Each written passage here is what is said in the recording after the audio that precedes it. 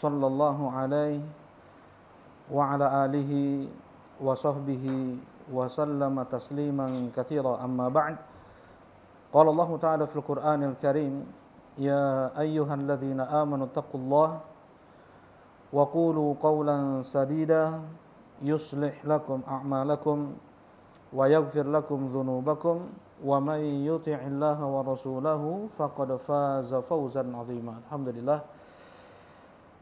Alhamdulillah kita bersyukur dengan memuji Allah Subhanahu wa taala yang dengan limpahan nikmat, rahmat dan ihsan-Nya kembali Allah mudahkan kita untuk berkumpul di rumahnya dalam menunaikan salah satu ibadah yang sudah banyak ditinggalkan oleh kaum muslimin, yaitu bermajlis dalam majlis ilmu, yang Rasulullah sallallahu alaihi wasallam bersabda, "May yuridillahu bihi khairan yufaqihu fid din."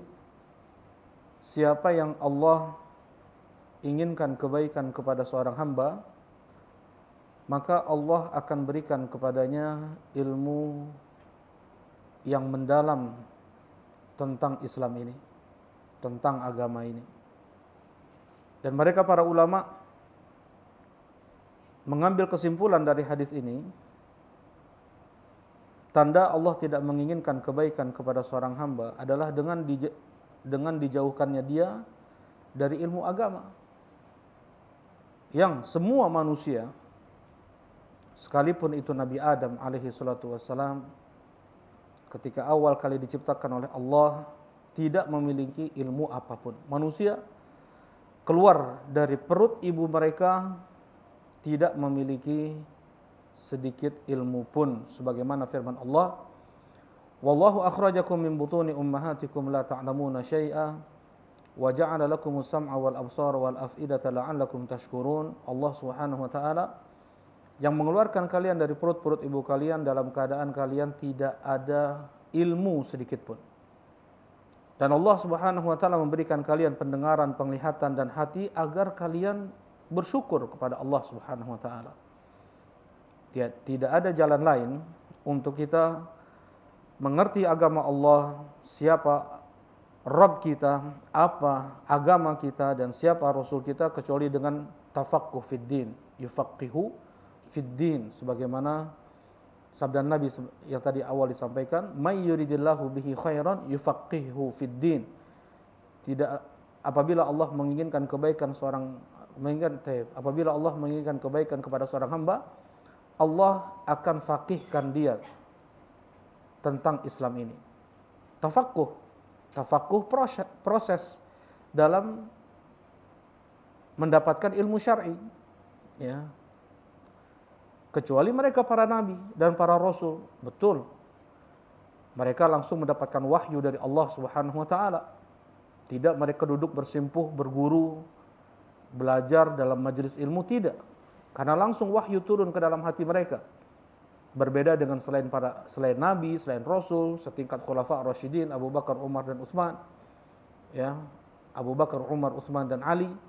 Mereka semua untuk mendapatkan ilmu agama, untuk mendapatkan iman, untuk tahu amal saleh, untuk bisa bertakwa, untuk meraih ikhlas dalam ibadah, dengan mereka belajar, dengan mereka duduk di majlis ilmu Rasulullah sallallahu alaihi wasallam. Ya, alhamdulillah, mudah-mudahan Allah Subhanahu wa taala berikan kita keistiqomahan dalam talabul ilm, dan mudah-mudahan Allah Subhanahu wa taala terima amal ibadah kita, dan mudah-mudahan pula menjadi sebab dipermudahnya langkah kaki kita menuju surga Allah Subhanahu wa taala. Allahumma amin ya rabb. Insyaallah pada kesempatan malam ini kita akan membahas satu kitab, mengkaji satu kitab yang ditulis ringkas oleh Syekhul Islam Ibn Taimiyah rahimahullahu taala. Beliau beri judul kitab ini dengan Wasiyatus Sughra, wasiat ringkas dari beliau Syekhul Islam Ibn Taimiyah rahimahullahu taala. Dan kebanyakan tulisan-tulisan Syekhul Islam Ibn Taimiyah rahimahullahu taala sampai 37 jilid itu yang di 37 jilid itu fatwa-fatwa saja. Masih banyak kitab yang lain ya. Kebanyakan tulisan-tulisan beliau yang berjilid-jilid berpuluh-puluh jilid tersebut karena sebab pertanyaan. Karena sebab pertanyaan.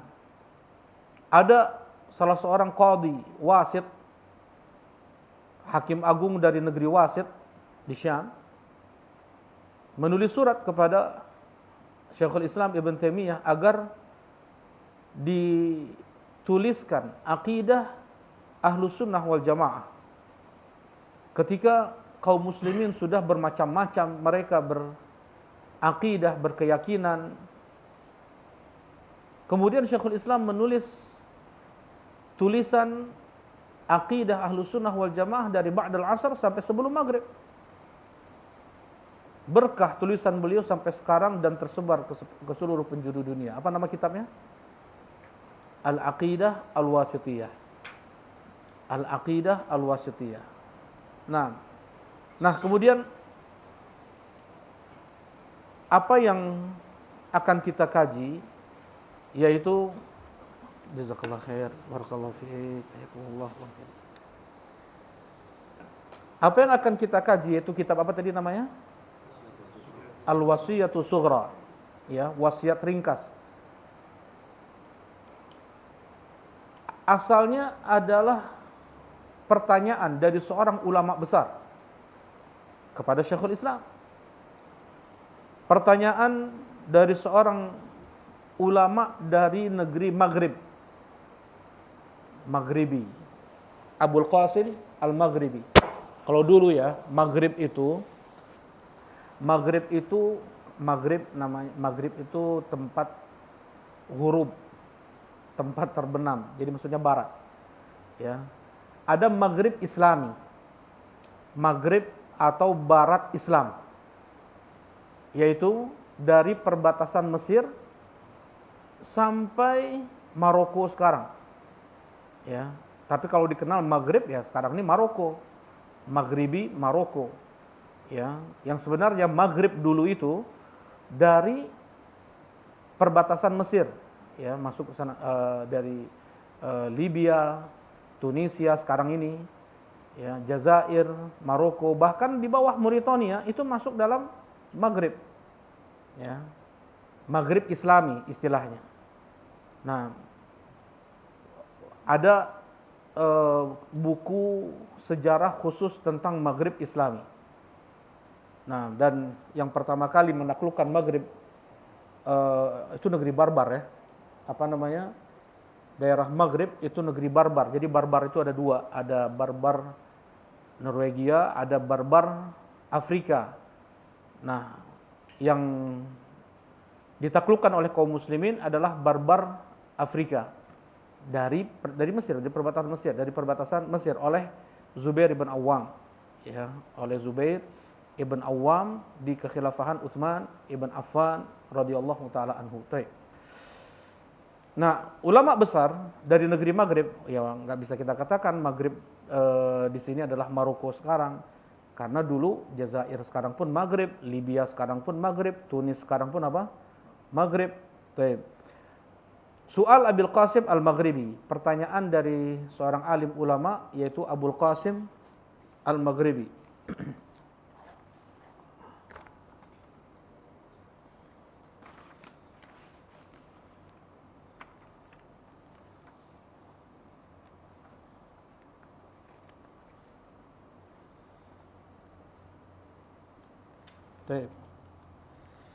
Sedikit di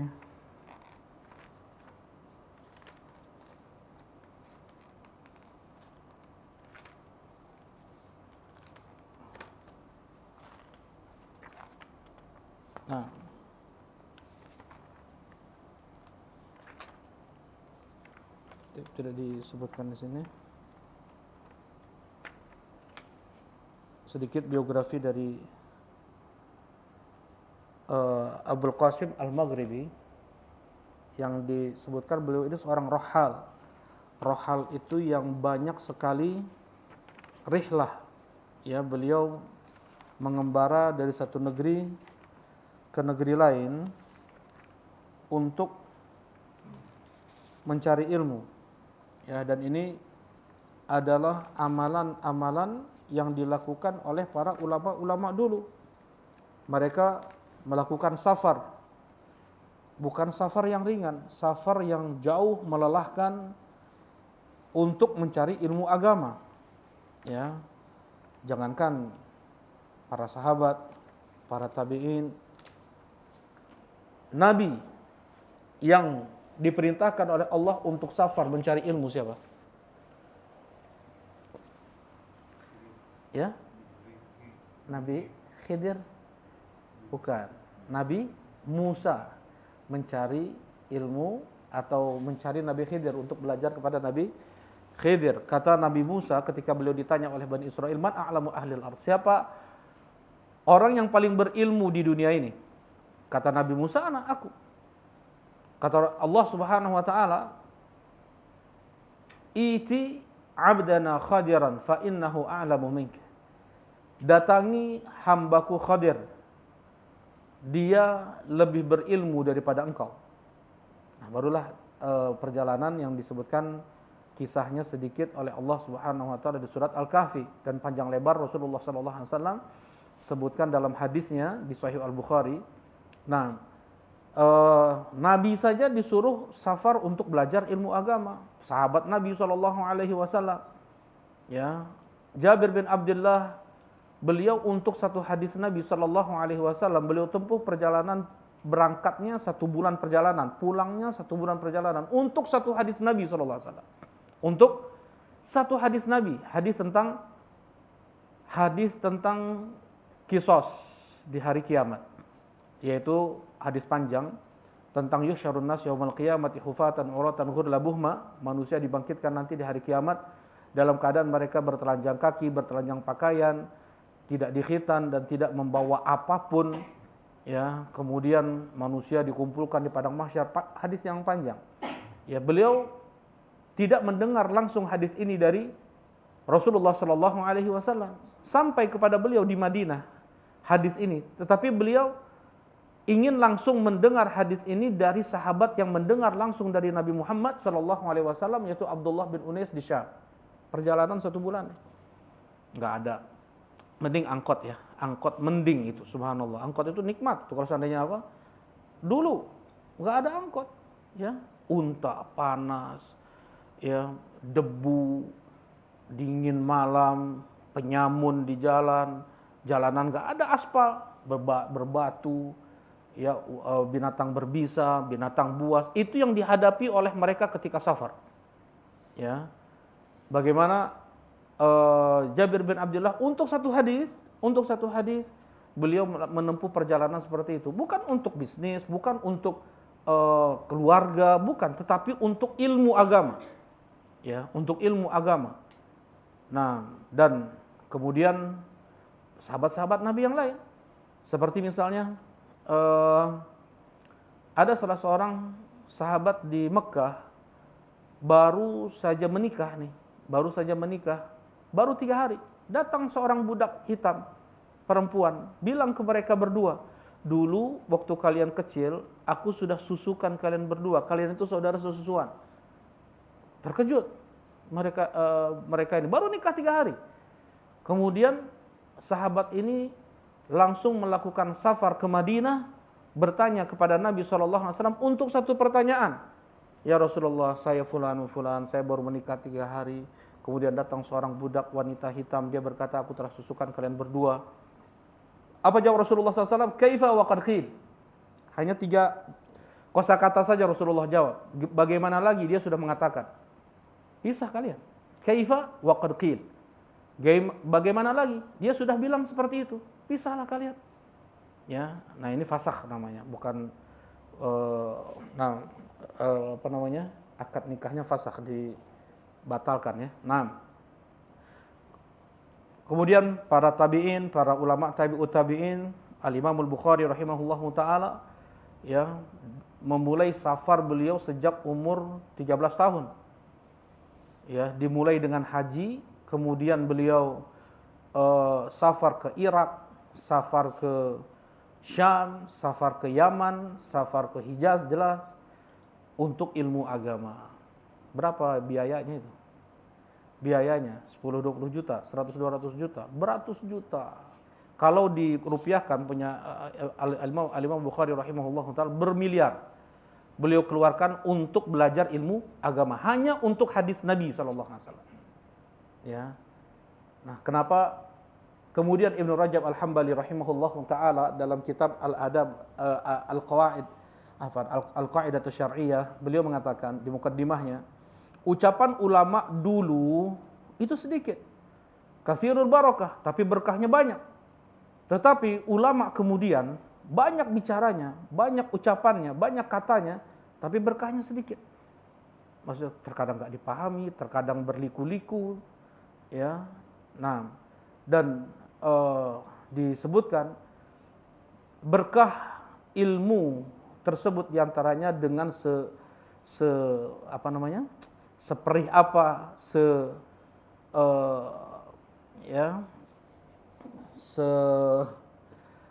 selelah apa dia dalam mencari ilmu agama.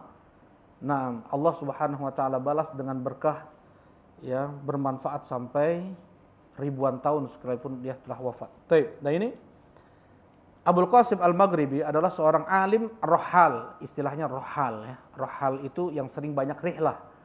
Bukan rihlah istilahnya berlibur, bukan. Rihlah ini artinya berjalan. Terus dia melakukan safar dari satu negeri ke negeri lain, ya, untuk mendapatkan ilmu agama. Baik. Nah,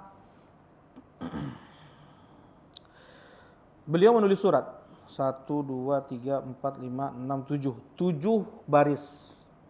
Menulis surat 7 baris kepada Syekhul Islam Ibn Taimiyah. Nah, dan pertanyaan ini yang sering ditanyakan kepada para ulama. Pertanyaan ini yang sering ditanyakan kepada para asatidzah. Pertanyaan ini yang sering juga kita tanyakan kepada mereka. Apa itu pertanyaannya? Ini penting. Tapi sebelumnya, yatafaddalu Syekhul Imam Baqiyatus Salaf wa Qudwatul Khalaf, ya, teruntuk seorang guru panutan yang ulama salaf yang tersisa, wa Qudwatul Khalaf, contoh bagi para ulama-ulama kemudian, a'lam man laqitu bi biladil masyriq wal maghrib, orang yang paling berilmu dari yang aku temui dari timur dan dari timur ke baratnya negeri Islam. Berarti beliau apa? Rohal kan? Dari timur ke barat. Timur.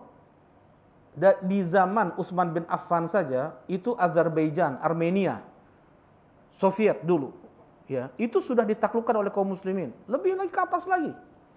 Ya, sudah ke timur, ke atas lagi.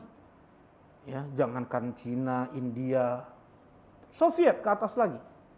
Ya, Tajikistan, Kazakhstan, Turkmenistan. Dari timur sampai ke baratnya. Barat Andalus Islamiyah. Ya. Asbania, Spanyol. Ya, dulu adalah negeri Islam, negeri para ulama. Terlebih Cordova, Qurtubi, para negeri para ulama. Baik. Dari timur ke baratnya, yang paling berilmu aku temui dari sekian banyak para ulama adalah beliau ini, Syekhul Islam Ibn Taimiyah rahimahullahu taala. Taqiyuddin Abul Abbas Ahmad Ibn Taimiyah, ya, nama Taqiyuddin ini julukan beliau dari keluarga beliau, dan beliau tidak sukai nama ini, julukan ini. Ya, Taqiyuddin. Jadi nama-nama yang diakhiri dengan ad-din itu baru muncul di tahun 400-an Hijriah. Ya, seperti Awaluddin atau Qomaruddin atau Syamsuddin, atau ya, itu nama-nama hukumnya makruh. Hukumnya makruh. Ya. Dan beliau sebenarnya tidak suka untuk dijuluki dengan, beliau julukannya Taqiyuddin oleh keluarga beliau, tapi keluargaku yang memasyhurkannya, kata beliau. Ya. Taqiyuddin Abul Abbas. Nah, ini kunyah beliau adalah Abul Abbas. Ya, beliau berkunyah sekalipun beliau belum sempat menikah. Ya, beliau tidak sempat menikah karena saking sibuknya beliau berjihad. Ya, beliau berjihad, beliau berdakwah, rihlah, pergi ke sana sini, menemui penguasa-penguasa Mongol pada saat itu. Yang menguasai negeri-negeri kaum muslimin pada saat itu siapa? Orang-orang Tatar. Orang-orang Mongol. Ya, orang-orang Mongol, keturunan dari Genghis Khan. Ya, itu ditemui oleh Syekhul Islam Ibn Taimiyah rahimahullahu taala. Ya, melobi ketika mau terjadi perang dengan kaum muslimin, beliau yang memimpin perang dengan orang-orang Tatar. Taib. Dengan urusan-urusan demikian, mengajar, belajar, berdakwah, beliau dipenjara, difitnah, dituduh, luar biasa ya perjalanan hidup beliau. Sehingga tidak sempat beliau menikah. Ya, tidak sempat beliau menikah dan beliau meninggal di penjara. Taib. Taqiyuddin Abul Abbas Ahmad Ibn Taimiyah. Nama beliau Ahmad. Nama Ahmad Ibn Abdul Halim Ibn Abdissalam. Ya, nama beliau itu Ahmad Ibn Abdul Halim Ibn Abdissalam. Jangan nggak tahu ya. Jangan nggak tahu nama Syekhul Islam Ibn Taimiyah rahimahullahu taala. Ya, taib. Jadi insyaallah akan kita baca karya-karya beliau, tulisan-tulisan beliau yang diucapkan oleh para ulama-ulama. Siapa yang membaca tulisan Syekhul Islam Ibn Taimiyah dan Ibnu Qayyim rahimahullah, insyaallah tidak akan sesat. Ya. Insyaallah tidak akan sesat. Ini antara yang mengucapkannya adalah Syekh Muhammad Ibn Shalih Ibn Utsaimin rahimahullahu taala. Taib. Nah, jangan kita tidak tahu siapa sosok Syekhul Islam atau namanya Ibn Taimiyah. Kan seringnya kita dengar ya Syekhul Islam atau Ibn Taimiyah, nggak tahu kita namanya. Nama beliau adalah Ahmad Ibn Abdul Halim Ibn Abdissalam. Ya. Kakek beliau, ayah beliau ulama. Ya, kakek beliau ulama. Majd Ibn Taimiyah, semuanya. Ayah beliau pun dijuluki dengan Ibn Taimiyah, kakek beliau pun dijuluki dengan Ibn Taimiyah. Ya, yang paling masyhur dari keluarga mereka yang dijuluki dengan Ibn Taimiyah dua, yaitu Syekhul Islam Ibn Taimiyah ini dengan sang kakek yaitu Majd Ibn Taimiyah, ditambahkan Majd, beliau Majduddin Ibn Taimiyah. Ya, sang kakek mempunyai kitab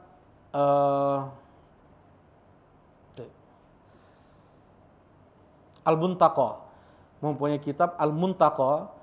Tetap Al-Muntaqa itu artinya hadis-hadis pilihan. Hadis-hadis pilihan yang sahih. Tetapi kata Syekhul Islam, Muntaqa Ibn Jarud itu lebih bagus daripada Muntaqa kakekku. Ya, maksudnya lebih bersih, lebih banyak yang sahihnya daripada Muntaqa kakekku, Majd Ibn Taimiyah.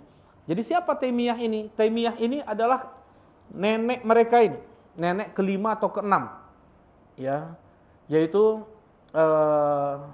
nah, kenapa kok dikatakan Taimiyah? Pertamanya, ayah dari Taimiyah ini ada suatu urusan pergi ke negeri Taim, kemudian melihat di sana ada anak perempuan lucu, ya, lucu dan teringat-ingat terus. Dia ingat istrinya yang dia tinggalkan dalam keadaan hamil muda pada saat itu. Ketika pulang ke rumah, ya tidak lama kemudian istrinya lahir. Dan dia teringat terus anak perempuan lucu dia lihat di negeri Taim. Kemudian dia namakan anaknya tersebut dengan Taimiyah. Ya. Tumbuh kembang Taimiyah ini dengan ilmu agama dan beliau menjadi seorang alimah, seorang wa'idhah, seorang syaikhah, ya, yang dikenal dengan dzul wara' wa zuhud. Sampai di tempat rujukan orang-orang bertanya tentang permasalahan agama, ya, Taimiyah ini. Nah, anak cucu beliau itu bernisbat ke nenek jadinya, ke apa namanya? Ke Taimiyah ini. Biasanya kan ke kakek ya, seperti Rasulullah SAW, Ana bin Abdul Muttalib. Aku anak Abdul Muttalib. Padahal beliau ayah beliau siapa? Abdullah. Tetapi yang terkenal dari keluarga Rasulullah SAW itu adalah Abdul Muttalib, maka beliau menisbatkan kepada kakek. Ana bin Abdul Muttalib, aku anak Abdul Muttalib. Nah, boleh seseorang dia bernisbat ke neneknya, bernisbat ke kakek keberapanya, kalau seandainya itulah yang terkenal di keluarganya.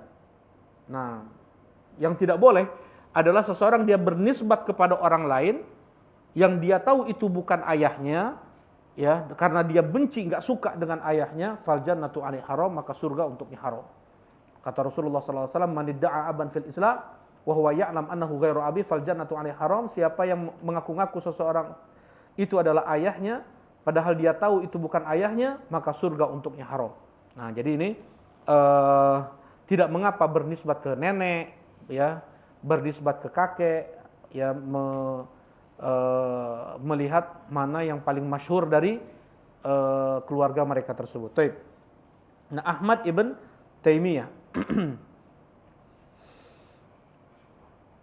Taib. Teruntuk surat ini kepada Abul Abbas Ahmad ibn Taimiyah bi ayyusini, agar beliau memberikan aku wasiat bima yakunu fihi salahu dini wa dunia. Ini pertama nih. Minta wasiat, pertanyaan. Tolong beri wasiat bagaimana agar bisa baik agama dan duniaku. Iya kan? Ini banyak gak pertanyaan kepada para ulama. Bagaimana agar bisa baik agama dan dunia kita? Ya, dunia kita baik, agama juga baik. Rabbana atina fid dunya hasanah wa fil akhirati hasanah wa qina adzabannar. Gimana itu? Bagaimana bisa baik? Yang pertama. Kemudian yang kedua, wa yursyidani ila kitabin yakunu alaihi i'timadi fi ilmi al-hadis wa fi ghairihi min al-ulumi syar'iyyah. Dan tolong tunjukkan kepadaku kitab apa yang bisa aku jadikan pegangan dalam ilmu hadis dan ilmu-ilmu syar'i lainnya. Apa istilahnya waktu dulu kita SD itu ada buku pintar, ya? Ya? Masya Allah. Ya, jadi buku pegangan kita lah. Nah, buku pegangan ilmu hadis dan ilmu syar'i yang lainnya. Jadi kalau kita perlu mau tahu seperti apa sih sholatnya Rasulullah, baca ke sana. Wudunya Rasulullah kayak gimana, baca ke sana. Mau tahu puasanya Rasulullah, baca ke sana, gitu ya. Nah ini apa bukunya itu? Apa kitabnya itu? Tolong sebutkan. Ini yang kedua. Yang ketiga, wa yunabbihani ala afdalil a'mal, yarhamukallah, wa yunabbihani ala afdalil a'mali shalihah ba'dal wajibat. Subhanallah. Yang ketiga, dan tolong beritahukan pula kepadaku apa amalan soleh terbaik setelah amalan wajib. Luar biasa, ya. Amalan soleh apa setelah amalan wajib? Karena tidak ada yang bisa menandingi amalan wajib dari amalan sunnah, ya. Baik, ini yang ketiga. Yang keempat, wa yubayyin li arjah al-makasib. Dan tolong jelaskan mata pencaharian apa yang terbaik. Nah, mantap pertanyaannya kan? Pertanyaannya kita banget nih.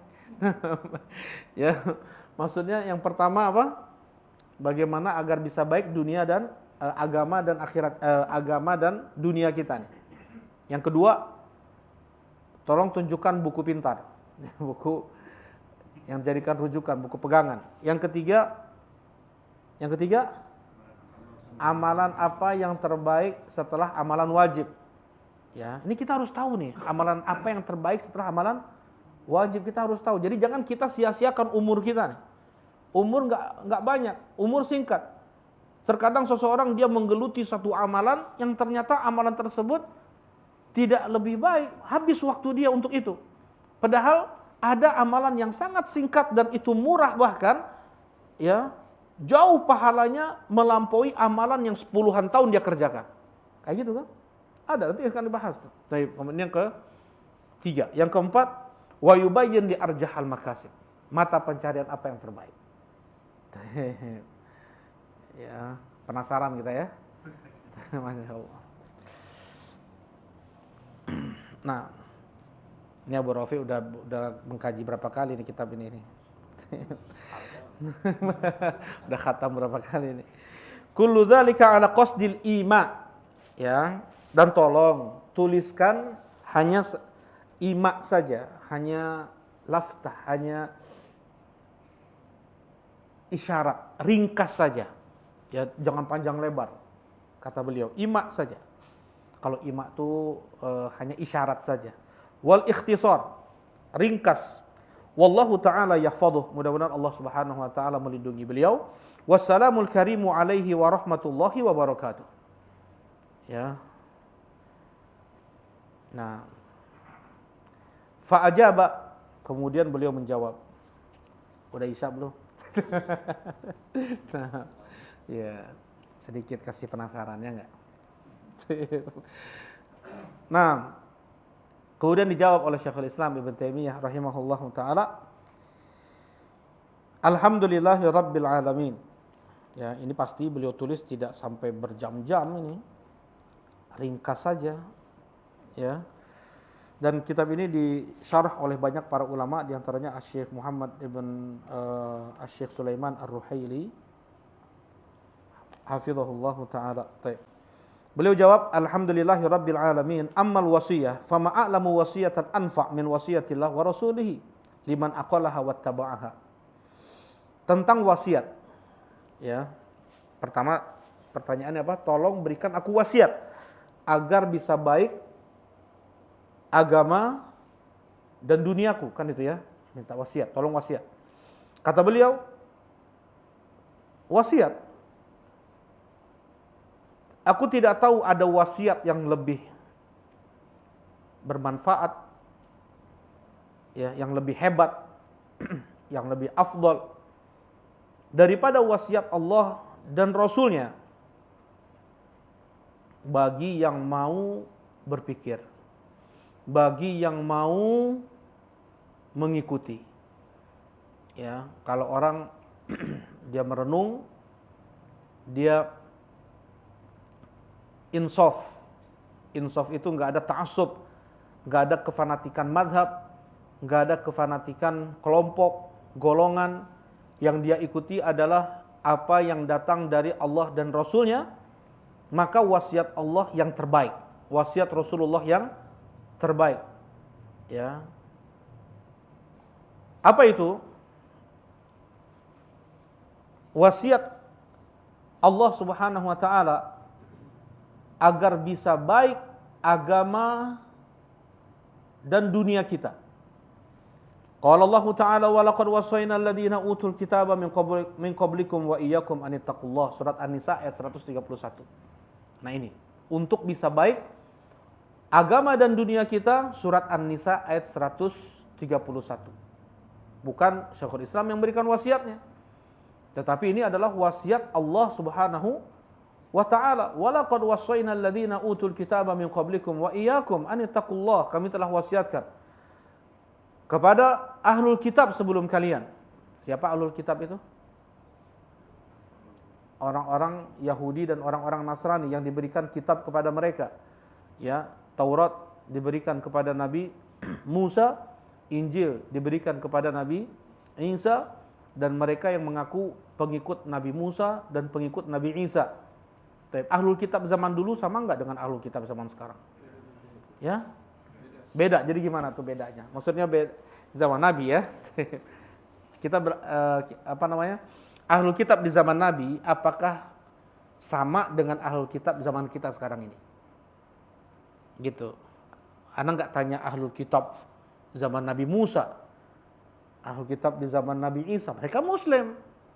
Ya, orang-orang yang mengikuti Nabi Musa Muslim. Ahlu tauhid, orang-orang yang mengikuti Nabi Isa di zamannya Muslim. Ahlu tauhid, mereka Nabi Musa mengatakan wa 'alallahi fatawakkalu in kuntum muslimin. Dan bertawakallah kalian hanya kepada Allah andaikan kalian muslim. Ya, agama seluruh nabi itu adalah Islam. Ya, sebagaimana dikatakan oleh Nabi Ibrahim, oleh Nabi Yakub, ya, mewasiatkan kepada anak cucu mereka agar berpegang dengan Islam. Ya, maka Ibrahimu Yahudiyan wala Nasraniyan walakin hanifan muslima. Tidaklah Ibrahim itu Yahudi, tidak pula Nasrani, tetapi Ibrahim itu adalah hanif, bertauhid dan muslim. Ya, kata orang Yahudi, Nabi Ibrahim itu Yahudi. Kata orang Nasrani, Nabi Ibrahim itu Nasrani. Allah Subhanahu wa taala membantah mereka di surat Ali Imran ayat keberapa ya? 60-an lah, 66 mungkin, 69. Tidaklah Yahudi dan Nasrani itu datang kecuali setelah Nabi Ibrahim alaihi salatu wassalam. Jadi Nabi Ibrahim tidak sama sekali mengenal apa? Yahudi dan Nasrani. Nah sekarang yang jadi pertanyaan adalah ahlul kitab di zaman Nabi sallallahu alaihi wasallam. Apakah sama dengan ahlul kitab di zaman kita sekarang ini? Jawabannya tadi beda. Tidak sama. Abu Abian sama nggak kira-kira? Beda. Yang gimana? Kalau di zaman Nabi gimana? Kalau bilang beda berarti udah ada ilmu tuh. Bedanya apa bedanya? Kalau zaman Nabi mereka lebih taat gitu. apa bahasanya ya? Lebih paham lah. Lebih paham ya. Kalau sekarang hanya taklid, hanya ikut-ikutan. Nah, wallahu a'lam. Ya? Sama. Nah, apa bedanya apa? Apa yang bilang beda? Gimana Kang? Bedanya apa? Ahlul kitab zaman Nabi dengan ahlul kitab zaman sekarang.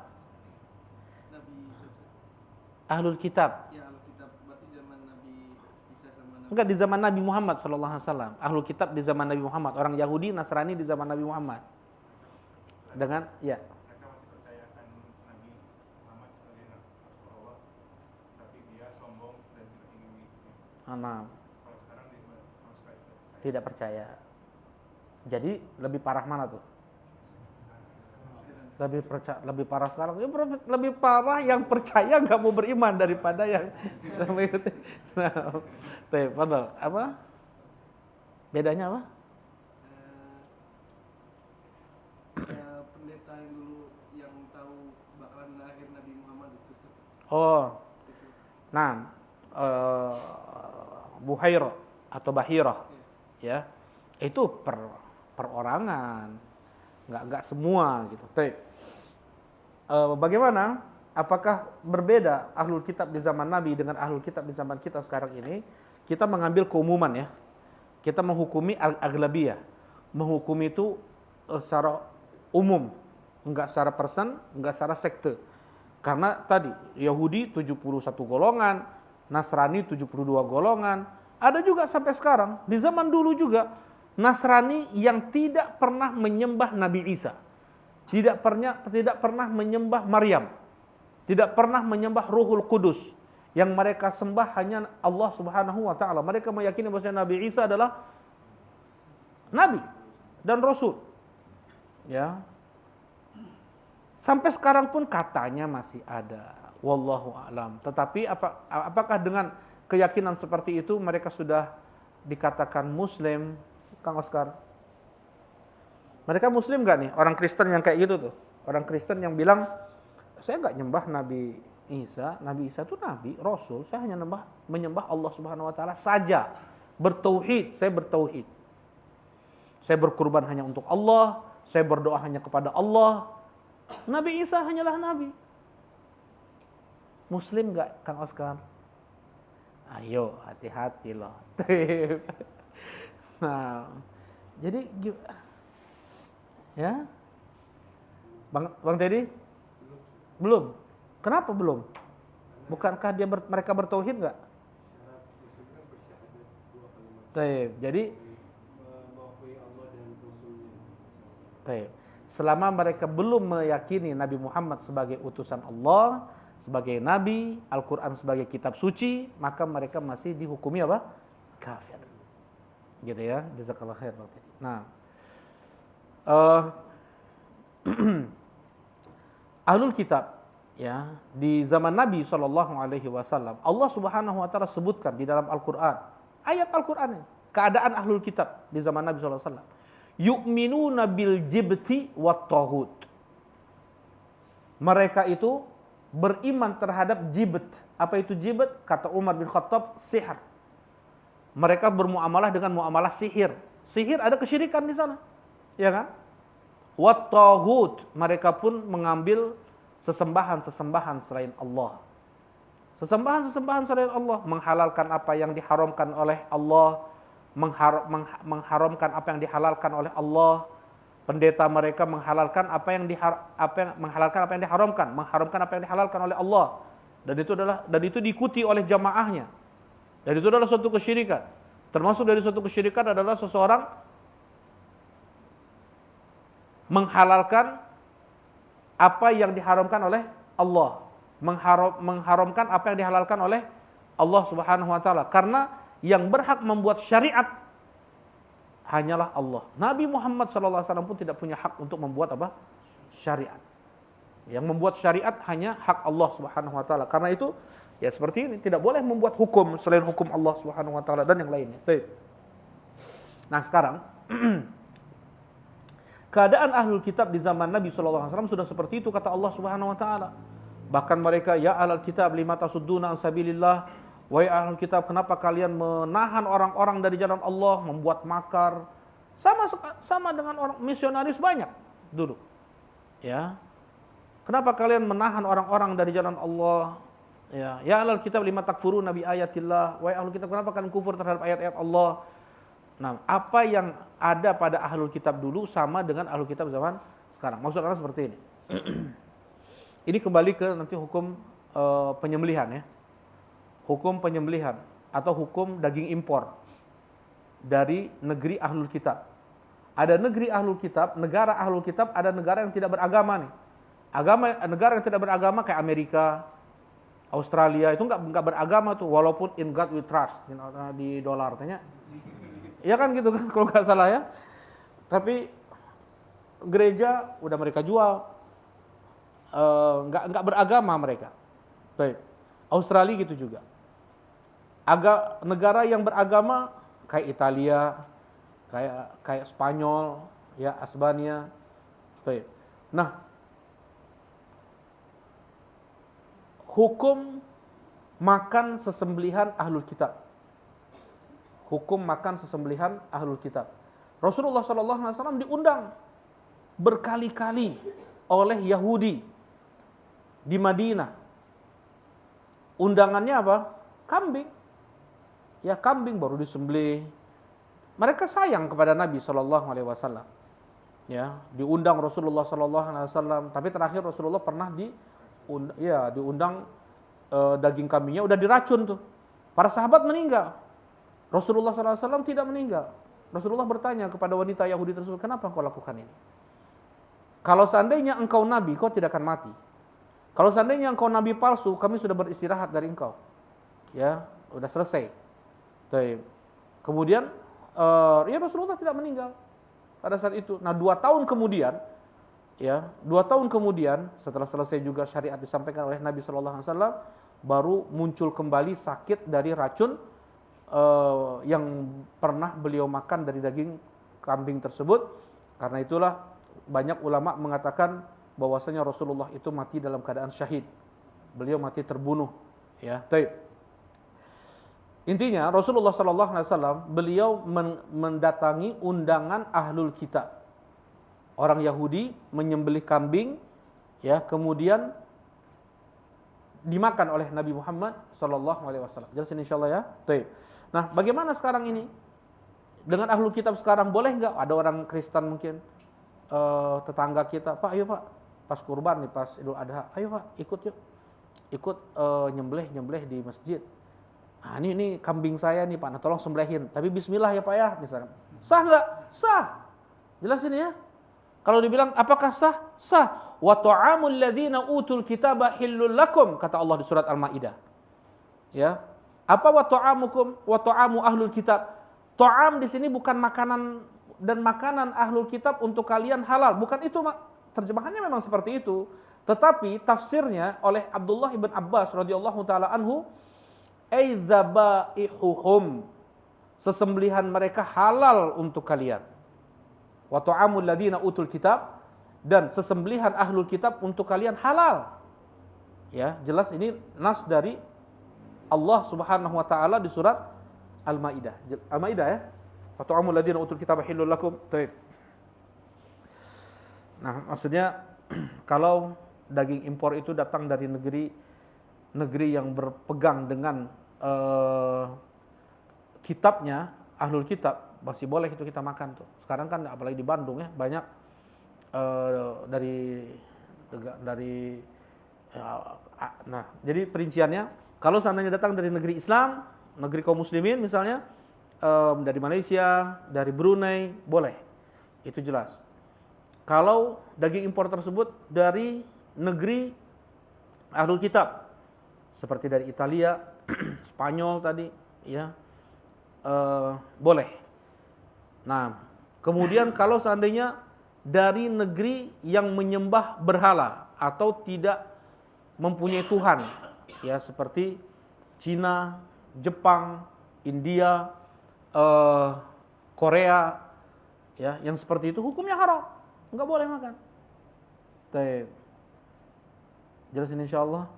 Taib. Nah, bisa jadi juga ahlul kitab sekarang mereka nggak bilang Bismillahirrahmanirrahim, nggak bilang Bismillah, karena memang syariat ahlul kitab ketika mereka berkurban menyembelih itu harus menyebut nama Allah Subhanahu Wa Taala. Ya, jangankan ahlul kitab, orang Islam aja di Indonesia ini, di Bandung aja banyak yang nggak bilang banyak yang tidak mengucapkan Bismillah ketika menyembelihnya. Mereka ngajar target kan, berapa ribu satu malam. Ya, ya ini memang teman-teman datangin mau beli, dia menjualan bubur, dia datang ke tempat penjagalan ayam, ya. 5 yang jagal, ini bukan yang besar nih ya. Ini yang cuman kelas rumahan lah. Tas rumahan. 5 yang jagal, Pak Haji naon lah gitunya. Punya jagalnya mah. Anak-anak buah yang nyembelih nih, 5 yang jagal hanya 2 yang bilang bismillah. Itu pun pas dilihat ya, pas didatengin kayak gitu dia bilang bismillah. Baik. Gimana dengan perusahaan-perusahaan ayam, ya pakai kaset? Ada yang tanya gimana kalau pakai kaset? Bismillah, Bismillah, Bismillah. Ini pakai mesin nih, motongnya pakai mesin. Mana sah? Mana mungkin sah? Ya, kita nyari berkah bukan nyari banyaknya ya. Sebagian orang nggak ngejar target, tapi nggak berkah. Ya, lebih baik sedikit tetapi apa? Berkah. Nah ini kalau kita tahu, tapi hukum asalnya apa? Mereka Muslim, mereka tahu cara menyembelih secara Islam. Ada dari kementerian apa di sini? Anda lupa, Kementerian Peternakan ya. Dari Kementerian Peternakannya ada apa? Pengawasannya macam-macam, ya. Jadi hukum asalnya boleh kita beli misalnya beli makanan-makanan berdaging kayak ayam, sapi atau kambing. Padahal kita nggak tahu nih jagalnya bilang bismillah atau enggak. Selama itu di negeri kaum muslimin hukumnya apa? Boleh, itu hukumnya halal. Kalau kita tahu orang tersebut nggak bilang bismillah, ayam itu nggak boleh kita makan. Kalau kita tahu pasti. Nah, begitu juga lah yang datang dari negeri kafir. Kalau memang kita tahu pasti yang datang dari negeri kafir tersebut tidak mengucapkan bismillah, betul kita tidak boleh makan daging tersebut. Tetapi hukum asalnya semua sesembelihan ahlul kitab itu hukumnya apa? Halal. Jadinya ke sana ya. Sedikit kita bahas tentang ahlul kitab. Nah Allah Subhanahu wa taala mewasiatkan, "Walaqad wasaina alladziina utul kitaba min qablikum wa iyyakum an ittaqullah." Dan kami telah wasiatkan kepada ahlul kitab sebelum kalian, dan kami wasiatkan pula kepada kalian wahai umat Muhammad agar kalian menjaga ketakwaan kepada Allah. Takwa untuk bisa baik agama dan dunia seseorang. Kalian mau baik agama kalian, mau baik dunia kalian, jaga ketakwaan kepada Allah. Nanti akan kita bahas insyaallah ba'dal isya. Udah masuk isya kan? Alhamdulillah sallallahu alaihi wasallam. Assalamualaikum warahmatullahi wabarakatuh.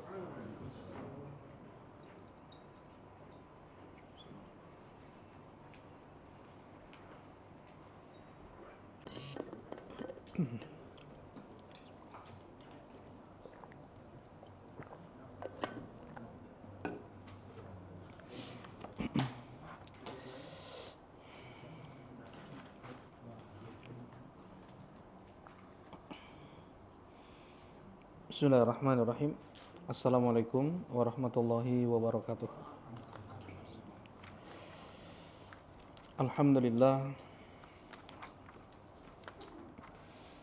Alhamdulillah wassalatu wassalamu ala Rasulillah. Amma ba'd. Nah, kita melanjutkan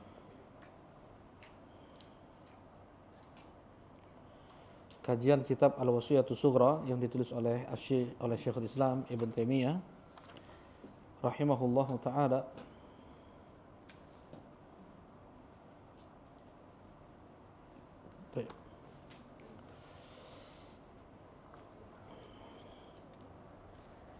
Jawaban beliau dari pertanyaan Syekh Abdul Qasim Al-Maghribi tentang wasiat agar bisa baik agama dan dunia seseorang,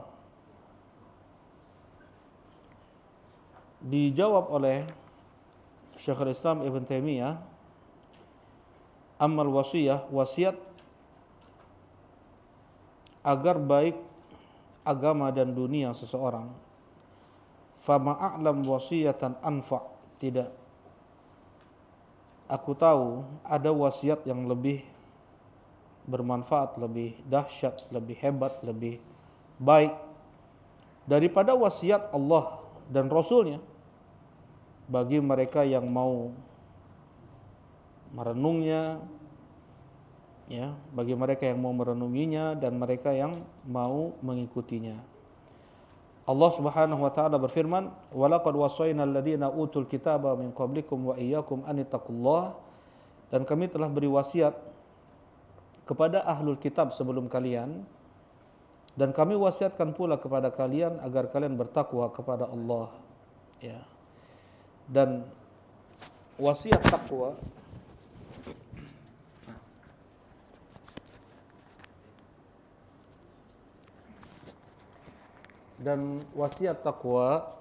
wasiat takwa adalah yang disampaikan oleh para rasul kepada umat-umat mereka. Sebagaimana di surat Asy-Syu'ara ayat 105 sampai 106, kadzdzabat qaumu nuhinil mursalin idz qala lahum akhuhum nuhun ala tattaqun. Kaum Nuh mendustakan para rasul. Ya, ini pun dalil. Satu nabi saja didustakan, maka dia sudah mendustakan seluruh nabi. Pada saat itu Rasul hanya Nabi Nuh saja. Ketika kaum Nabi Nuh mendustakan Nabi Nuh, kata Allah, kadzdzabat qaumu nuhinil mursalin. Kaum Nuh mereka mendustakan para rasul semuanya. Satu rasul didustakan, maka dia sudah mendustakan seluruh rasul. Idz qala lahum akhuhum Nuhun, ketika saudara mereka Nuh berkata kepada mereka, ala tattaqun, hendaknya kalian bertakwa kepada Allah. Nah, ini diantara dalil bahwasanya dakwah para nabi kepada kaumnya mengajak mereka untuk bertakwa kepada Allah. Kadzdzabat 'adunil mursalin, kaum 'Ad telah mendustakan para rasul. Idz qala lahum akhuhum Hudun ala tattaqun, ketika saudara mereka Hud berkata kepada mereka, ala tattaqun, hendaknya kalian bertakwa kepada Allah. Dakwah Nabi Hud kepada kaum 'Ad agar mereka bertakwa, dakwah para nabi. Kadzdzabat Samudul mursalin, kaum Samud mendustakan para rasul. Idz qala lahum akhuhum Shalihun ala tattaqun, ketika saudara mereka Saleh berkata kepada mereka, hendaknya kalian bertakwa kepada Allah. Ya. Wa qala ta'ala kadzdzabat qaumul Lutinil mursalin, telah kaum Lut mereka telah mendustakan para rasul.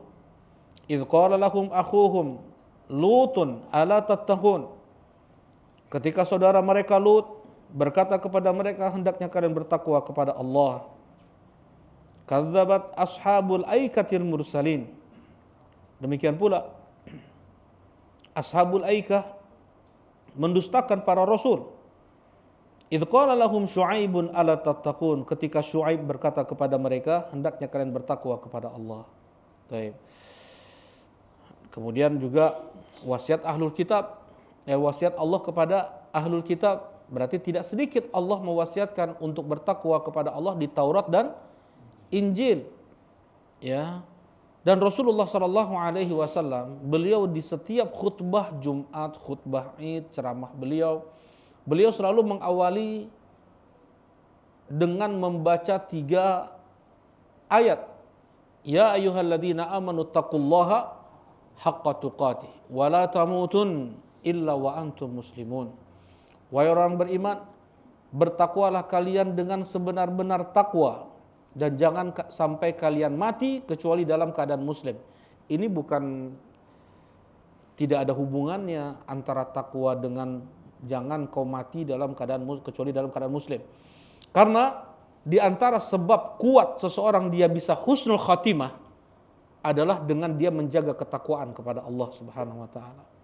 Ya.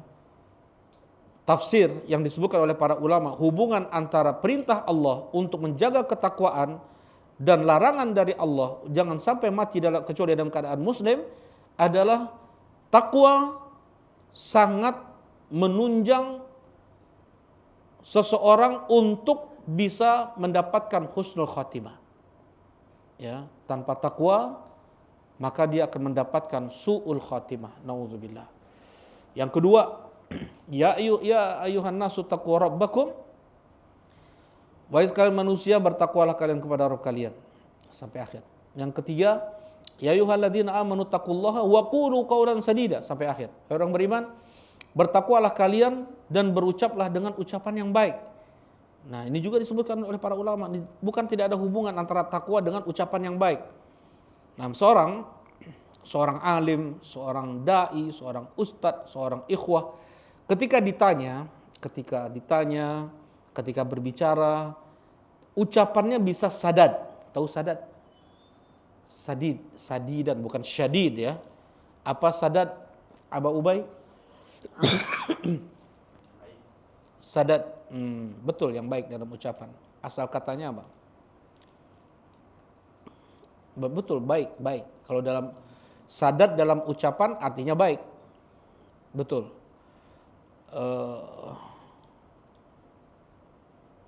Rasulullah sallallahu alaihi wasallam mengajarkan kepada Ali bin Abi Thalib untuk berdoa, Allahumma hdini wasaddidni. Wahai Ali, ucapkanlah olehmu, ya Allah berikanlah aku hidayah dan berikanlah aku sadad. Al-hidayah hidayatu kat-thariq was-sadad sadadus sahm. Kata Rasulullah sallallahu alaihi wasallam, hidayah seperti engkau tahu jalan, engkau tuh tahu betul jalan. Kita sekarang pulang nih, mau pulang ke rumah nih. Kita tahu betul jalan belok kanan, belok kirinya kan? Itu hidayah tuh seperti itu. Jelas kita menapakinya.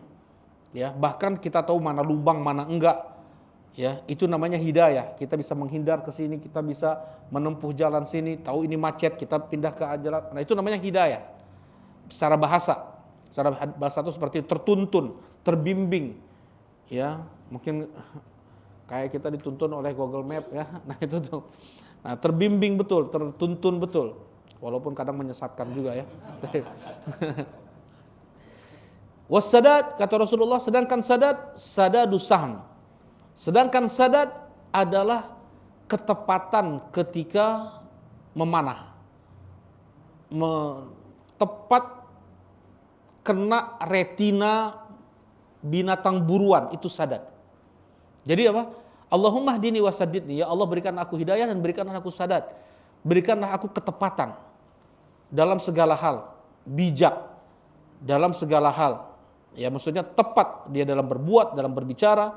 Nah, ya ayyuhalladzina amanu taqullaha qulu qawlan sadida. Ini bukan tidak berkaitan ini. Ketika seseorang dia menjaga ketakwaan kepada Allah, maka kata-katanya itu sadad. Kata-katanya itu tepat. Ya. Berbeda seorang misalnya alim atau ada ulama ya, ada ulama rabbani. Ulama itu ada dua jenis. Ada ulama ada ulama rabbani. Ulama rabbani ya, dia yang punya ilmu, mengamalkan dan mengajarkan ilmunya. Ya. Sebagaimana yang dikatakan oleh Ibnul Arabi. Dia memiliki ilmu, dia mengamalkan ilmunya, dan dia mengajarkan ilmunya. Dan dia menyampaikan apa yang disampaikan oleh Allah dan Rasulnya saja. Taib. Berbeda dengan ulama su'. Ini ulama jahat nih. Taib. Nah, bagaimana ketika seseorang ditanya, terlebih ulama su', dia akan menjawab yang jauh dari apa yang datang dari Al-Quran dan hadis, datang dari Allah dan Rasulnya. Dia mengikuti hawa nafsunya. Ya, bahkan terkadang ulama, mungkin dia ulama bagus, dia dai bagus, dia ustadz, tetapi karena tidak menjaga ketakwaan kepada Allah, maka ucapannya, maka jawabannya, maka fatwanya, maka perkataannya itu tidak tepat. Jelas ini ya. Nah, jadi ada hubungan erat antara takwa dengan qaul sadid. Ya, qaul sadid. Nah, para ikhwah, ya, tadi Anda bilang juga dari tingkat ulama sampai kaum muslimin, mereka semua bisa dikatakan sadad dalam berbicara. Ya, ini sangat erat hubungannya dengan ketakwaan, Ya, nah, contohnya lagi.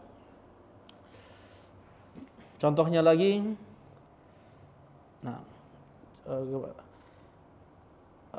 ayat keberapa? Apa namanya? Tentang walau kunta faddan ghalidhal qalbi lam faddu min hawlik. Azka. Walau kunta faddan ghalidhal qalb. Coba, belum sampai. Tuh. Nah. Baik. Disebutkan dalam tafsir, kita beralih ke ayat yang lain ya. Tafsir wal kadhiminal ghaidh wal 'afina 'anil nas. Ya, mereka orang yang bisa menahan amarah dan yang mudah memaafkan orang, ya. Sifat orang yang bertakwa disebut, yang disebutkan oleh Allah Subhanahu wa taala di surat Ali Imran, nah, menunjukkan bahwasanya ketika seseorang dia bisa menjaga ketakwaan kepada Allah Subhanahu wa taala, maka dia akan mudah untuk meninggalkan maksiat. Dia akan mudah untuk meninggalkan maksiat, ya. Dari itu mendolimi orang dengan amarahnya, ya. Wal 'afina 'anil nas, dia mudah untuk memaafkan orang yang berbuat salah kepada dia. Baik. Jadi ini berpengaruh erat ya. Kemudian sekarang kita sedikit bahas apa itu takwa, ya. Kenapa kok dikatakan dijawab di sini oleh Syekhul Islam Ibnu Taimiyah, takwa itu adalah kunci untuk bisa sukses dunia dan akhirat seseorang. Ya, agama dan dunia seseorang. Kunci sukses adalah takwa. Apa itu takwa? Takwa diambil dari kalimat al-wiqayah. Al-wiqayah artinya adalah tameng, tempat berlindung. Ya, alat untuk berlindung. Wiqayah. Takwa Allah artinya berlindung dari murka Allah. Takwa Allah artinya berlindung dari murka Allah. Sebagaimana Rasulullah mengatakan ittaqun nar. Ittaqun nar bukan artinya kalian bertakwalah kepada neraka, bukan. Tetapi kalian ambil perlindungan diri dari neraka. Maksudnya lindungi diri kalian dari neraka, dari azab neraka. Ambil sebab untuk kalian bisa selamat dari neraka. Begitu. Ya. Jadi makna takwa adalah mengambil perlindungan diri, mengambil tempat perlindungan. Itu makna takwa secara bahasa. Ya. Berlindunglah dari neraka walaupun dengan setengah butir kurma. Enggak sebutir-butir acan, ini setengah nih. Sedekah dengan setengah bala-bala misalnya. Ya, jarang orang udah mau sekarang ya. Setengah bala-bala, ya setengah ewang. Kalau zaman Nabi SAW, jangankan kurmanya, jangankan setengah butir kurma, terkadang biji kurma aja rebutan. Biji kurma, untuk apa biji kurma? Ada yang tahu? Ada yang tahu biji kurma diapain? Ditanam, itu udah biasa ditanam. Bukan ditanam. Untuk mereka apa? Nah, kanu yamussuna masson. Mereka itu permennya orang dulu. Itu biji kurma. Enggak ada. Terkadang ya dalam hadis Sahih Muslim ya. Kami menghisap-hisap aja. Menghisap-hisap ya jadikan kayak permen gitu. Ya, biji kurma itu. Kemudian terkadang gelas dimasukkan biji kurma di kocek-kocek seperti itu, mungkin masih ada sisa-sisa dikit manis-manisnya ya. Nah, itu yang dijadikan oleh mereka para sahabat radhiyallahu taala anhum. Biji kurma, ittaqun nar walau bisyiqqi tamrah. Ya, jauhkanlah diri kalian dari api neraka walaupun hanya dengan setengah butir kurma. Ini maksudnya secara bahasa takwa itu adalah mengambil perlindungan diri atau mengambil tameng, berlindung dari murka Allah. Kalau kita bertakwa kepada Allah, artinya kita berlindung dari murka Allah. Nah, bagaimana kita bisa tidak kena murka Allah? Bagaimana cara kita selamat dari murka Allah? Hanya dua. Hanya dengan dua cara. Ya. Yang pertama adalah menjalankan perintah Allah, yang kedua menjauhi larangan Allah. Nah, dengan dua ini saja. Maksiat pun dua. Yang dikatakan maksiat itu dua. Meninggalkan yang diperintah oleh Allah dan mengerjakan yang dilarang oleh Allah Subhanahu wa taala. Kan itu maksiat. Ya. Nah, kapan seseorang dikatakan sukses? Kapan anak dikatakan soleh? Ini anak soleh nih. Ini anak kita sukses nih. Anak kita sukses. Wa may yuti'illaha wa rasulahu faqad faza fauzan azima. Siapa yang dia taat kepada Allah dan Rasulnya, takwa dia kepada Allah dan Rasulnya, menjalankan perintah Allah dan Rasulnya, meninggalkan apa yang dilarang oleh Allah dan Rasulnya, maka dia telah sukses dengan kesuksesan yang sangat besar. Ya, kapan seseorang dikatakan sukses? Kalau dia taat. Tadi taat itu apa? Taat itu sama dengan takwa, menjalankan perintah Allah dan menjauhi larangan Allah. Maksiat pun dua. Ya, meninggalkan apa yang Allah perintah, mengerjakan apa yang Allah larang, itu maksiat. Nah, para ulama kemudian menyederhanakan definisi takwa dengan mengerjakan perintah Allah dan menjauhi larangan Allah. Tapi tadi diurut kenapa kok mereka mendefinisikan seperti itu? Tadi sebabnya ya, karena makna takwa Allah artinya kita berlindung dari murka Allah Subhanahu wa taala. Gimana caranya? Menjalankan perintah Allah dan menjauhi larangan Allah Subhanahu wa taala. Baik. Ya, banyak sekali di dalam Al-Qur'an perintah untuk bertakwa kepada Allah, bahkan nabi sendiri berulang kali oleh Allah Subhanahu wa taala diingatkan untuk menjaga ketakwaan kepada Allah. Bahkan terkadang dalam satu ayat Allah mengingatkan untuk bertakwa sampai 3 kali. Dalam satu ayat Allah memerintahkan untuk menjaga ketakwaan sampai 3 kali. Ya ayuhan nabiyyu taqillah. Ya ayuhan nabiyyu taqillah. Wahai nabi, bertakwalah engkau kepada Allah. Ini nabi ini. Ya. Apalagi ustadz, ya gitu ya. Apalagi ulama. Ya. Nah, perlu mereka diingatkan untuk menjaga ketakwaan kepada Allah. Bukan artinya kalau sudah tingkatan syekh, tingkatan alim, ulama, ya, atau apalagi tingkatan ustadz, sudah pasti soleh. Maksud sudah pasti apa? Sudah pasti mesti dia taat, tidak bermaksiat, pasti dia bertakwa kepada Allah. Enggak mesti. Nabi saja diingatkan oleh Allah untuk menjaga apa?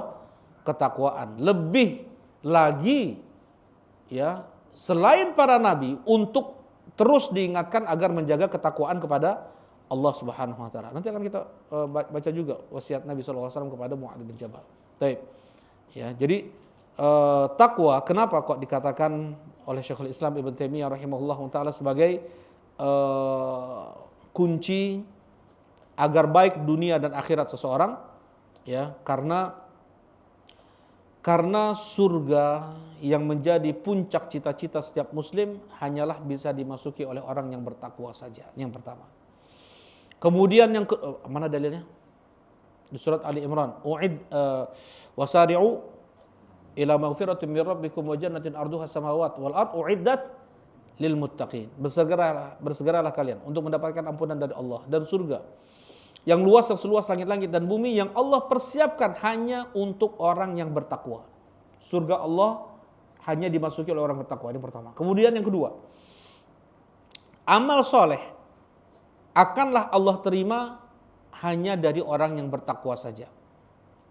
Ya, kenapa Allah tidak menerima sesembelihan dari salah satu anak Adam? Allah menguji mereka nih. Suruh berkurban. Yang satu diterima oleh Allah kurbannya, yang satu enggak. Yang tidak diterima kenapa? Yang tidak diterima kenapa? Karena bukan ngasih yang terbaik. Karena bukan apa? Ngasih yang terbaik. Nasihat. Ngasih yang terbaik. Karena bukan ngasih yang terbaik, karena tidak bertakwa.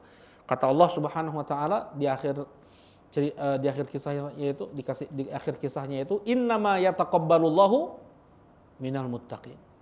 Allah hanya menerima amal dari orang yang bertakwa saja. Innama yataqabbalullahu minal muttaqin. Allah hanya menerima amal dari orang yang bertakwa saja. Baik.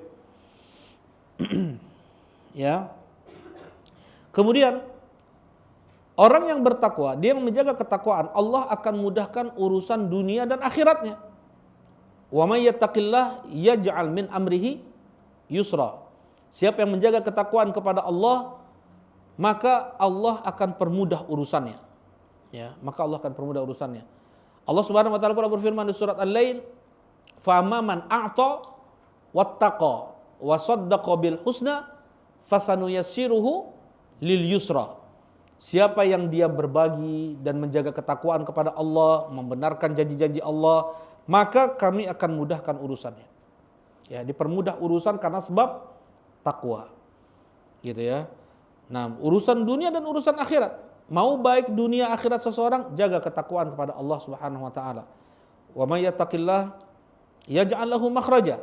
Dan siapa yang bertakwa kepada Allah, Allah akan selalu berikan solusi. Ya. Terkadang ada kesulitan, ya ini disebutkan oleh para ulama dalam tafsir dalam tafsir ini ya. Dalam tafsir ayat ini di surat At-Talaq. Di surat At-Talaq. Kenapa Allah bilang seperti ini? Karena kebanyakan orang ketika menceraikan istrinya itu tidak berdasarkan takwa. Ya, tidak berdasarkan takwa. Marah langsung cerai. Bukan seperti itu. Ketika menceraikan istri pun ada aturannya dalam Islam. Haruslah dia bersih setelah bersih dari haid. Ya, belum digauli. Nah, baru sah cerainya, baru benar, baru berlaku. Atau diistilahkan dengan sunni. Sesuai dengan sunnah. Kalau dia istri baru haid, kemudian dicerai, kemudian dia gauli, kemudian dia ceraikan, yang seperti ini tolak bid'i istilahnya. Apa tolak bid'i? Tolak bid'ah. Tolak bid'ah. Tapi tetap berlaku ini apa? Tetap jatuh ya, tetap jatuh talak. Nah, jadi tidak boleh mentalak di saat sudah digauli, itu intinya. Ya. Kemudian ketika sudah mentalak, tidak boleh juga disuruh pulang ke rumah orang tuanya. Ya, misalkan karena marah pulang sana. Ya, kalau enggak si istrinya dia, saya pulang misalnya. Enggak boleh. Talak pertama, talak kedua, status masih istri. Kadang kalau tidak menjaga ketakwaan, tidak dikasih nafkah, padahal masih status istri, enggak boleh keluar dari rumah, ya. Kemudian 3 kali bersih dari haid. iddahnya. Sebagian belum selesai iddah, si istri udah kawin lagi. Ini jadi tidak menjaga ketakwaan. Karena itu Allah Subhanahu wa taala mengingatkan di surat ini, siapa yang menjaga ketakwaan kepada Allah, Allah akan berikan solusi. Ya, ketika ada kesulitan, berarti diperiksa ketakwaan dia kepada Allah Subhanahu wa taala. Baik. Ketika belum ada solusi atau agak sulit urusannya, nah yang kita lihat adalah apa?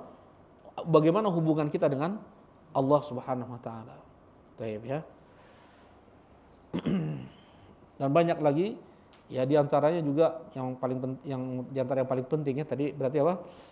Surga Allah hanya Allah berikan untuk orang yang bertakwa. Amal ibadah Allah terima hanya dari orang yang bertakwa. Kemudian kemudahan urusan dunia akhirat Allah berikan untuk orang yang bertakwa. Kemudian solusi jalan keluar Allah berikan untuk orang yang bertakwa. Kemudian pula rizki Allah berikan dari sisi yang tidak disangka-sangka untuk orang yang bertakwa. Kemudian juga Allah Subhanahu wa taala mengatakan di surat Al-Anfal, gimana? Yaj'al lakum furqana wa yukaffir ankum sayyi'atikum. Ya, itu, subhanallah. Kata Allah Subhanahu wa taala di surat Al-Furqan, di surat Al-Anfal ya, ayat 29, ya ayyuhalladzina amanu in tattaqullaha yaj'al lakum furqana wa yukaffir ankum sayyi'atikum wa yaghfir lakum wallahu dzul fadlil azim. Wahai orang beriman, andaikan kalian bertakwa kepada Allah, Allah akan berikan untuk kalian furqan. Allah akan berikan untuk kalian furqan. Kalian bisa membedakan nih, mana yang baik, mana yang buruk. Kalian bisa membedakan mana orang baik, mana orang buruk. Kalian bisa membedakan mana yang hak, mana yang batil. Ya, furqan, terbimbing betul. Bisa dia membedakan. Kemudian apa lagi? Wa yukaffir ankum sayyi'atikum. Dengan kalian menjaga ketakwaan, Allah gugurkan dosa-dosa kalian. Wa yaghfir lakum, Allah ampuni dosa-dosa kalian. Wallahu dzul fadlil azim. Nah, ini keutamaan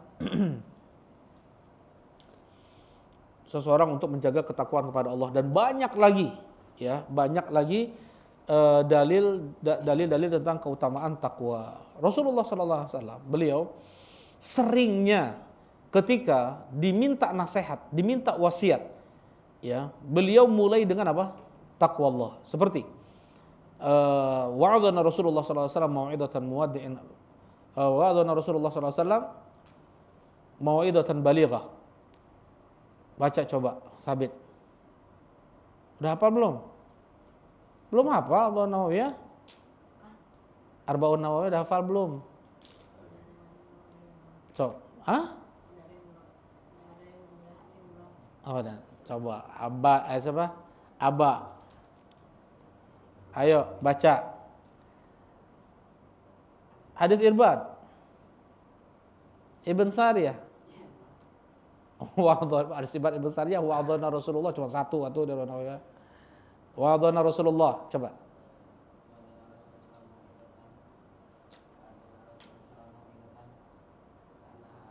Mau'idhatan balighah.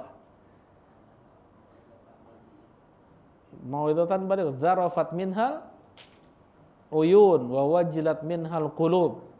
Ya Rasulullah, ka'annaha mau'idhatun muwaddi'in fa'usina. Rasulullah sallallahu alaihi wasallam memberikan kepada kami mau'idhah. Sering dengar kalimat mau'idhah ya? Mau'idhah. Sering dengar enggak? Enggak. Seringnya tausiah gitu ya. Enggak, ini biasanya tausiah, kalau enggak mau'idhah, biasanya kayak gitu. Tolong diberikan tausiah atau tolong berikan mau'idhah. Kalau mau'idhah berarti jarang dengar ya. Mau'idhah adalah nasihat yang menakut-nakuti. Ya. Itu nasihat yang membuat orang takut, itu mau'idhah. Nasihat, wasiat atau tausiah yang membuat orang takut, khusus yang membuat orang takut itu namanya mau'idhah. Ya, wajilat minhal qulub, yang membuat hati kami bergetar takut, yang membuat mata kami berlinang. Nah, itu namanya mau'idhah. Ya. Ya Rasulullah, seakan-akan ini mau'izatun muwaddi'in. Ya Rasulullah, ini seakan-akan nasihat perpisahan yang kau sampaikan ini. Fa'ausina, tolong berikan kami wasiat ya Rasulullah. Rasulullah SAW mewasiatkan kepada para sahabat, usikum bitaqwallah. Aku wasiatkan kepada kalian agar kalian menjaga ketakwaan kepada Allah. Kemudian apa Rasulullah lanjutkan? Alaikum bisam' wa ta'ah wa in ta'ammaru alaikum abdun Habasyi, dan kalian dengar, patuhi pemimpin kalian sekalipun yang memimpin kalian adalah seorang budak dari negeri Habasyah. Banyak sekali wasiat Nabi SAW selalu dimulai dengan apa? Jaga ketakwaan kepada Allah. Dan gitu juga antum nih, kita semua nih. Ya, kita semua nih. Ya, ketika kita ngasih wasiat ke anak kita, menasihati anak kita, adik kita, atau teman, atau siapapun itu, abang mungkin, ya minta tolong ada wejangan enggak, ada nasihat enggak. Yang pertama kali kita sampaikan, ada sebenarnya yang lain nih. Tapi yang pertama kali kita sampaikan adalah apa? Jaga ketakwaan kepada Allah Subhanahu wa taala. Ya. Karena ini wasiat Allah Subhanahu wa taala dan wasiat Rasulullah sallallahu alaihi wasallam. Baik. Nah, kemudian ya wa wassan Nabi sallallahu alaihi wasallam Mu'adzan lamma ba'athahu ila Yaman. Kemudian Rasulullah sallallahu alaihi wasallam pula mewasiatkan takwa kepada Mu'adz ibn Jabal ketika beliau diutus ke negeri Yaman. Mu'adz ibn Jabal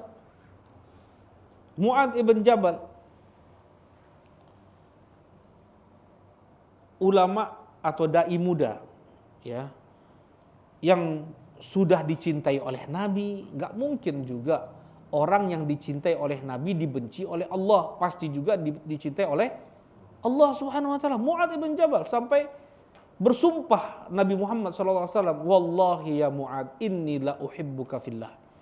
Demi Allah wahai Mu'adz, sungguh aku mencintaimu karena Allah. Beliau meninggal muda, ya, umur 29 tahun beliau meninggal. Ya, beliau diutus oleh Nabi SAW menjadi da'i pada umur 25, 24 tahunan, 26 tahunan ke negeri Yaman. Ya, negeri Yaman dipenuhi dengan orang-orang apa? Ahlul kitab. Wa ya Mu'adz innaka sata'ti qauman min ahlil kitab. Wahai Mu'adz, engkau akan datangi suatu kaum yang mereka itu ahlul kitab. Ahlul kitab bukan orang bodoh. Bukan seperti orang-orang musyrikin. Enggak seperti orang. Mereka ini orang pintar. Ya, sampai tadi Yahudi Najran itu sekarang masuknya Saudi, ya, dulu Yaman. Nah, Yahudi Najran saja datang ke Madinah untuk menyampaikan hujah bahwasanya Nabi Ibrahim itu Nasrani. Yahudi Najran, Nasrani Najran datang ke Madinah untuk menyampaikan, untuk berdebat dengan orang-orang Yahudi di Madinah bahwasanya Nabi Ibrahim itu Nasrani. Kata orang Yahudi Madinah, enggak, Nabi Ibrahim itu Yahudi. Nah, turunlah tadi ayat yang Anda sampaikan itu, ya. Nah, orang yang Rasulullah pilih untuk mendakwahkan ahlul kitab, orang-orang Yahudi, orang-orang Nasrani, di Yaman itu banyak orang Yahudi dan orang Nasrani. Yang mendakwahkan mereka untuk masuk Islam, agar mereka masuk Islam adalah Mu'adz ibn Jabal. Yang pada saat itu Yaman masih negeri kafir. Tetapi Rasulullah mengatakan al-imanu Yaman, wal fiqhu Yaman, wal hikmatu Yamaniyah. Iman itu di Yaman, fikih itu di Yaman, hikmah itu di Yaman. Itu Rasulullah mengatakan pada saat itu masih apa? Masih ahlul kitab nih. Ya, karena sebab dakwah Mu'adz ibn Jabal, ya, mereka mau masuk Islam tanpa ada peperangan sedikit pun. Jadi salah, ya. Kalau seandainya ada yang mengatakan bahwasanya Islam ini disebar dengan kekerasan, itu salah. Dengan peperangan, itu salah. Ya, Mu'adz ibn Jabal, beliau pergi ke Yaman mengajak orang-orang ahlul kitab untuk masuk Islam. Tidak ada satu tetes darah pun tumpah, ya, tersebarnya Islam di Yaman. Semua itu, ya, karena dakwah ilmu yang disampaikan oleh Mu'adz ibn Jabal. Baik. Nah, apa wasiat Rasulullah SAW kepada Mu'adz ibn Jabal ketika beliau mau berangkat ke Yaman? Ya, ini Mu'adz ibn Jabal udah nangis banget. nggak mau beliau pergi sebenarnya. Karena beberapa bulan setelah itu Rasulullah meninggal dan udah ada tanda-tanda nih Rasulullah akan meninggal, nggak akan ketemu lagi maksudnya dengan Rasulullah SAW. Ya, dalam syarahnya itu Mu'adz bin Jabal tuh ngelihat Rasulullah terus sudah nggak mau berat hati. Tapi karena ini perintah dari Rasulullah SAW, beliau harus sami'na wa ta'na. Beliau sudah berat hati. Taib.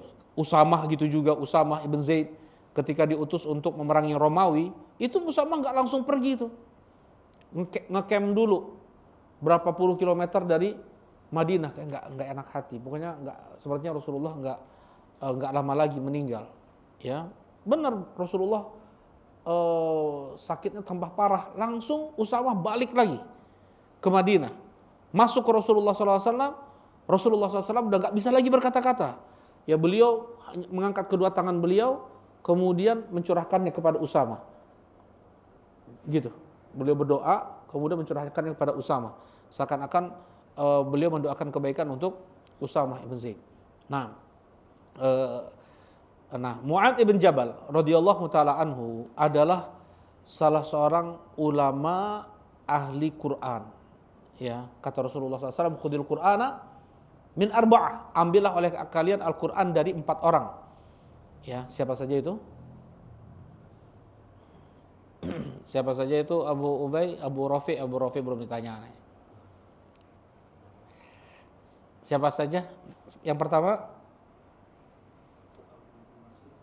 Abdullah bin Mas'ud, betul. Abdullah bin Mas'ud. Ubay bin Ka'ab, betul. Yang ketiga siapa? Yang ketiga betul tadi. Siapa? Betul, Salim maula Hudzaifah. Yang keempat yang kita bahas ini, Mu'adz bin Jabal. Mu'adz bin Jabal. 4 sahabat, betul. Jazakallahu khair. Abdullah bin Mas'ud, Ubay bin Ka'ab, Salim maula Hudzaifah, dan Mu'adz bin Jabal. Ambillah oleh kalian Al-Qur'an dari empat sahabat, ya. Semua Abu Bakar As-Siddiq, Umar bin Khattab, Utsman bin Affan, semuanya ahli Quran.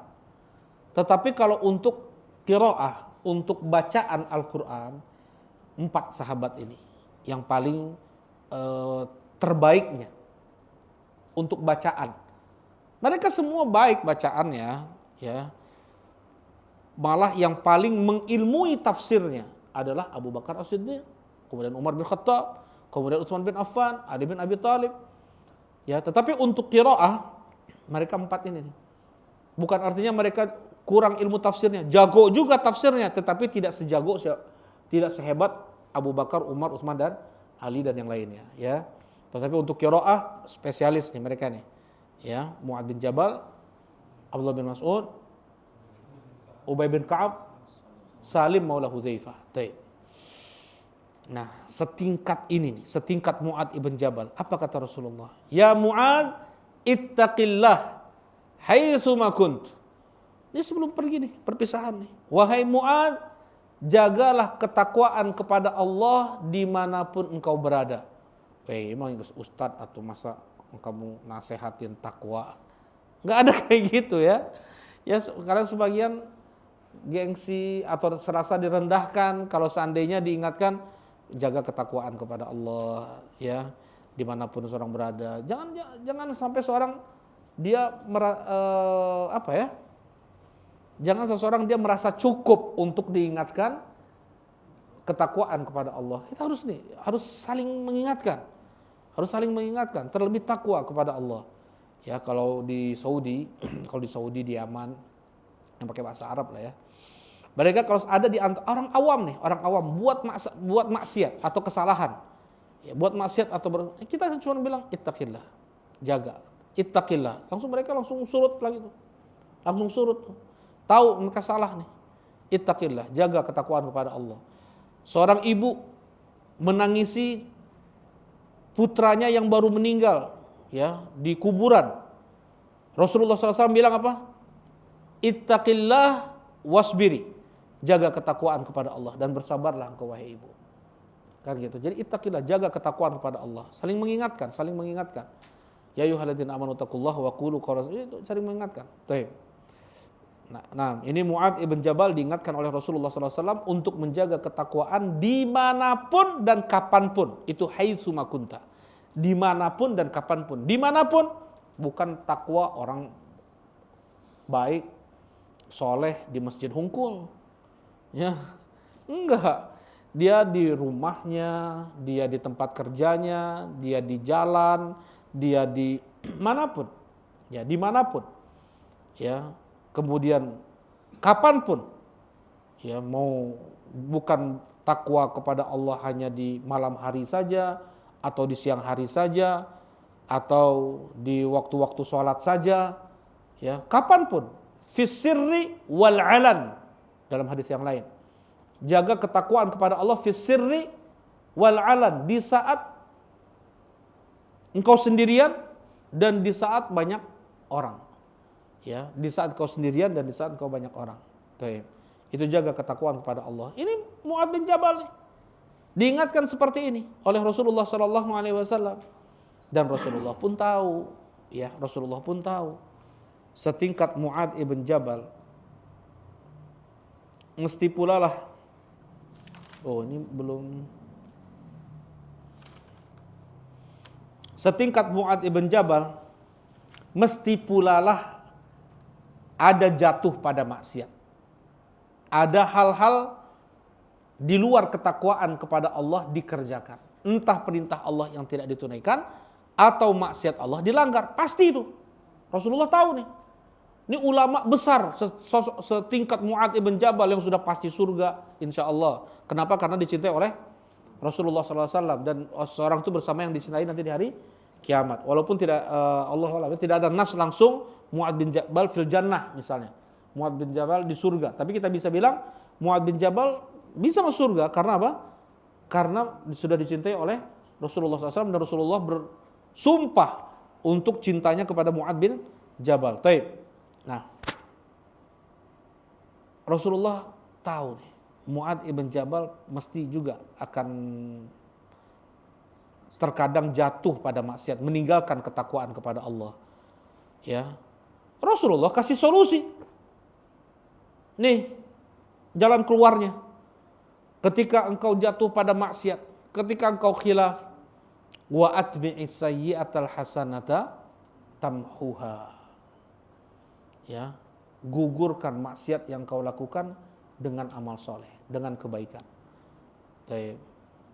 Ini solusi dari seseorang yang berbuat maksiat. Ya, nanti akan kita bahas. Ternyata anak terlalu meloncat ini, terlalu langsung ke bagian lembar keberapanya. Nah, wa khaliqin nas bi khuluqin hasan. Jadi yang pertama, wasiat pertama kepada Mu'adz bin Jabal, ini ada 3 ya. 3 wasiat ini sama-sama semuanya 4 kosakata. Ini luar biasa, ini 4 kosakata semuanya. Yang pertama, ittaqillah haitsu ma kunt. Ittaqi Allah haitsu ma kunt. Ya. Bertakwalah engkau kepada Allah dimanapun kau berada. Taib. Kemudian wa atbi'i sayyi'atal hasanata tamhuha. Dan gugurkanlah amal soleh, dan gugurkanlah maksiat dosa dengan amal soleh, dengan kebaikan. Ya. Yang ketiga, wa khaliqin nas bi khuluqin hasan. Dan pergaulilah manusia dengan akhlak yang mulia.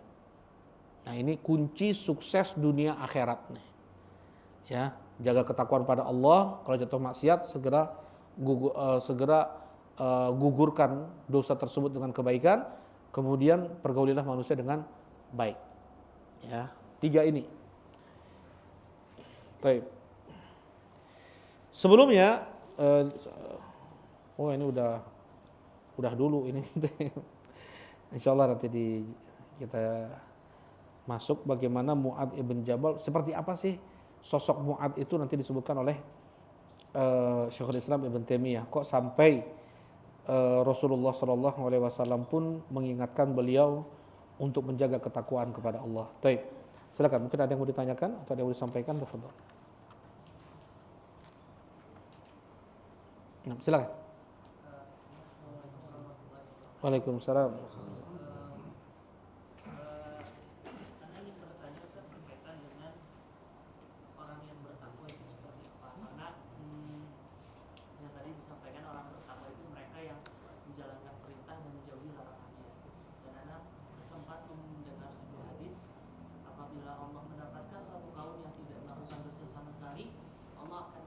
Nah, dengan kaum yang ya. mereka berdosa, Masya kemudian mereka Allah. bertaubat. Barakallahu fiik. Karena ini kan jadi sebuah pembahasan yang menarik ya Ustaz ya. Nah. Ketika bertakwa kita diperintahkan, tapi di sisi lain Allah juga menunjukkan kelemahan manusia yang selalu terjadi. Nah. Pertanyaan Anda tuh, seseorang bisa dikatakan bertakwa itu ketika apa sih? Apakah ketika mereka sangat benar-benar jauh dari kemaksiatan, atau seperti apa? Baik, Atau barakallahu fiik. Allah pun menyadarkan manusia penuh dengan kelemahan. Nah, barakallahu fiik. Jawabannya surat Ali Imran ayat 125. Jawabannya itu. Surat Ali Imran ayat 125. Apa kata Allah? Tadi ya, surga itu dipersiapkan untuk orang yang bertakwa. Cirinya kata Allah, alladzina yunfiquna fis sarra wad dharra, mereka yang bersedekah di saat mereka lapang dan di saat mereka susah. Wal kadhiminal ghaidh, mereka yang bisa menahan amarah. Wal afina 'anil nas, mereka yang mudah untuk memaafkan kesalahan orang. Wallahu yuhibbul muhsinin, Allah mencintai orang yang berbuat ihsan. Kemudian apa kata Allah? Walladzina idza fa'alu fahishatan aw zalamu anfusahum dzakarullah. Dan ketika mereka jatuh pada perbuatan keji, aw zalamu anfusahum, bahkan mereka melakukan dosa zalim. Beda perbuatan keji itu perbuatan maksiat antara dia dengan dirinya saja. Berbeda dengan zulm. Zulm itu, kezaliman itu ada orang yang dia zalimi, ya, mutaaddi, itu lebih besar dosanya daripada apa yang dia lakukan. Pada misalnya seorang dia minum khamr, ya, itu berbeda dosanya dengan seseorang yang dia mengambil harta orang lain. Mengambil harta orang lain lebih besar dosanya, lebih berat di hisabnya daripada dia yang dosanya untuk diri dia sendiri, ya. Nah, dan mereka terkadang khilaf, ya, khilaf di sini khilaf bahasa Indonesia, ya, bukan bahasa Arab, ya. Maka khilaf tuh lupa, jahil, ya, jahil, bodoh. Maksudnya apa? Ketika jatuh pada maksiat, dia tuh sedang lupa dari Allah Subhanahu wa taala. Sedang jahil, dia sedang bodoh dari Allah Subhanahu wa taala. Baik. Apa kata Nabi Yusuf? Kata Nabi Yusuf,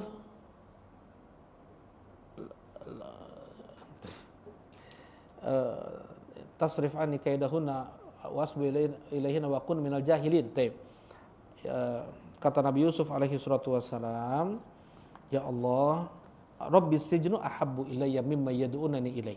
Ya Allah, penjara lebih aku cintai daripada apa yang mereka ajak aku ke sana. Maksudnya zina. Ya.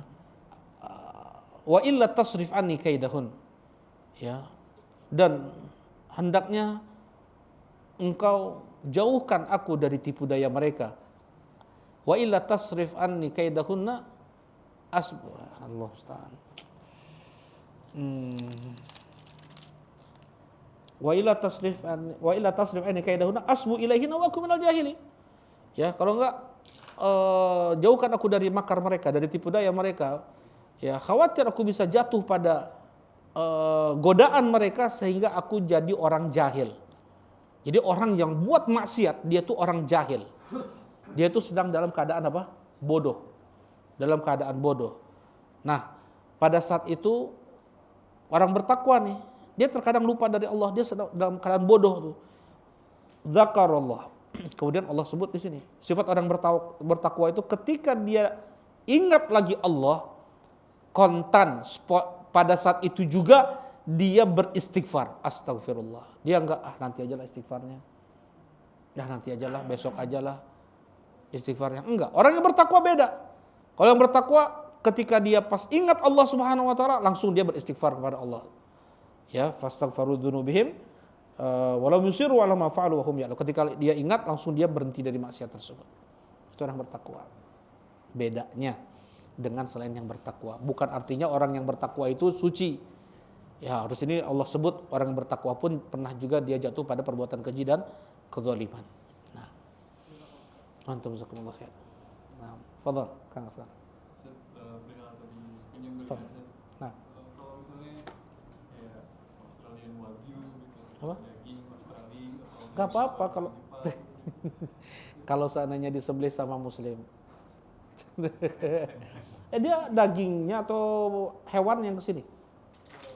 Kebanyakan daging. Singa berarti. Oh, disembelihnya di sana? Disembelihnya di mana? Biasanya dari sana kalau ada di New Zealand, di Australia langsung ke Indonesia. Enggak, maksudnya disembelihnya di sana?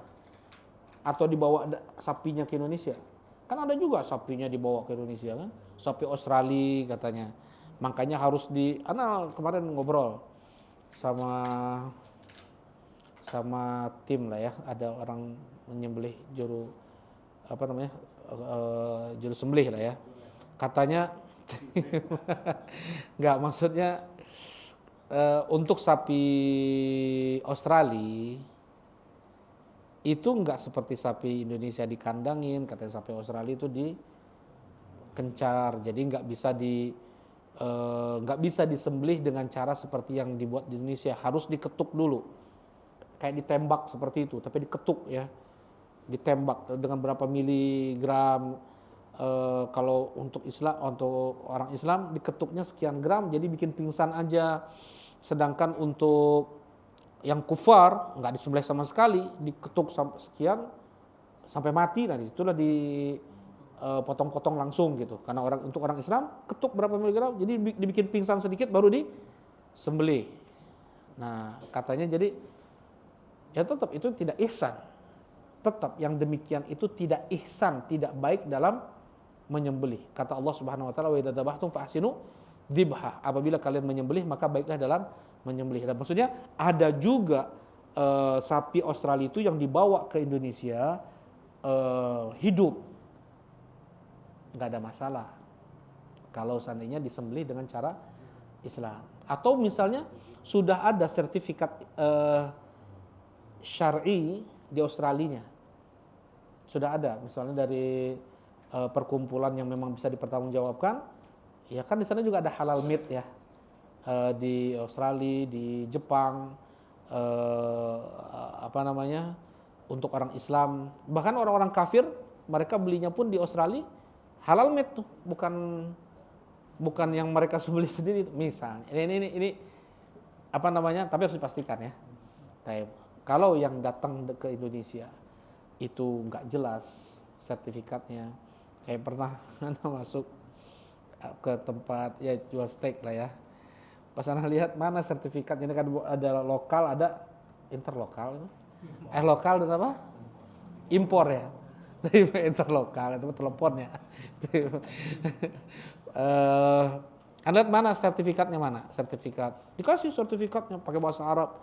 Syekh ini nggak jelas, tapi siapa ini, perkumpulan mana nggak jelas. Ya kalau ada MUI atau Kemenag itu udah jelas. Ya ini enggak. Jadi famanittaqas syubhat faqad istabra'a li dinihi wa irdihi. Siapa yang menjauhi perkara syubhat maka dia telah menyelamatkan agama dan kehormatannya. Jadi jangan dimakan. Nah, tapi kalau memang jelas ya ada sertifikatnya aman insyaallah. Barakallahu fiik. Baik. Silakan, mungkin masih ada.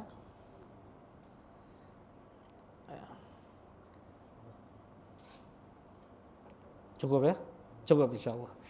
Baik, mungkin ini yang dapat disampaikan, kurang lebihnya mohon maaf. Subhanakallahumma rabbana wa bihamdika asyhadu an la ilaha illa anta astaghfiruka wa atubu ilaik. Assalamualaikum warahmatullahi wabarakatuh.